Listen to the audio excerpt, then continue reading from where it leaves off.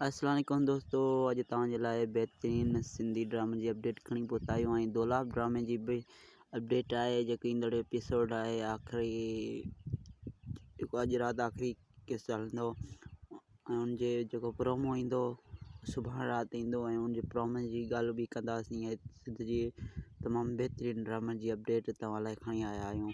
सो हीअ वीडियो ख़ासि तव्हांजे लाइ, हिनखे मिस न कजो, फुल वीडियो ॾिसिजो। त पहिरीं ॻाल्हि कंदासीं सिंध जे जेको सिंधू यूट्यूब चैनल आहे, जेको नओं चैनल आहे, उन ते हिकु ड्रामो ऑन जंहिंजी रिकॉर्डिंग हली रही आहे, तमामु जल्द ऑन एयर थींदो।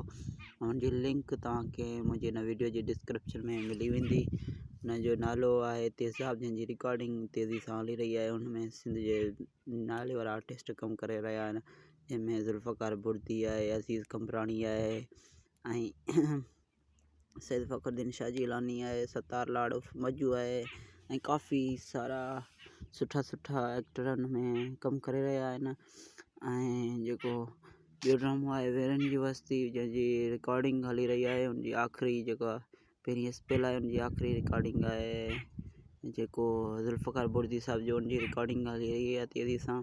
उहो जीअं मुकमल थींदो इंशाअल्लाह हुनजो प्रोमो तव्हांखे ॾिसण वटां मिलंदो।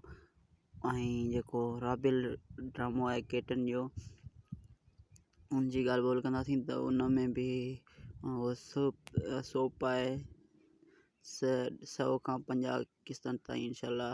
ऐं वॾो ड्रामो केटन बंदि करे छॾियो, हीअ हफ़्ते में हिकिड़ो ॾींहुं या 2 ॾींहं हलायो वेंदो शायदि। हिन जी रिकॉर्डिंग हली रही आहे। सो बाक़ी मज़ाहिर ड्रामो आहे सिंध टीवी जो,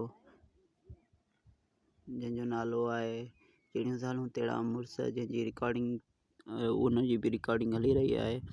ऐं उहो सोप सीरियल आहे जेको मश्किरनि जे ॻोठ खां बि वधीक, जेको मश्किरनि जो ॻोठ ड्रामो फेमस थियो, मशहूरु थियो, उन जहिड़ो आहे। हिन में बि आर्टिस्ट सिंध जा वॾा वॾा आर्टिस्ट आहिनि, जंहिंमें हजन तेवणो जेको सिजावल ख़ान तकरार में कमु करे वियो, उहो बि हिन ड्रामे में मौजूदु आहे। सो मूंखे लॻे थो त हीउ ड्रामो मश्किरनि जे ॻोठ खां बि वधीक मशहूरु थींदो। बाक़ी तव्हांखे जीअं रिलीज़ कई वेंदी, पोइ तव्हांखे पाण ॾिसी अंदाज़ो लॻंदो त हीउ ड्रामो कहिड़ो आहे। बाक़ी हिन वीडियो में तव्हां लाइ इहा ई अपडेट। ऐं जेको दोलाब जी जेको रिकॉर्डिंग चौथे स्पेल जी रिकॉर्डिंग थी स्टार्ट कई वई आहे, जेका फरज़ंद मलिक खजूर साहिबु पंहिंजे फेसबुक ID ते रखी आहे। साइनूर ज़रूर जेको चौथी स्पेल आहे उनजी रिकॉर्डिंग बि स्टार्ट कई वई आहे। सो हीअ असांजी वीडियो तव्हांखे कीअं लॻी, असांखे ज़रूरु कमेंट करे ॿुधाइजो। बाक़ी जिते हुजो ख़ुशि हुजो, आबाद हुजो।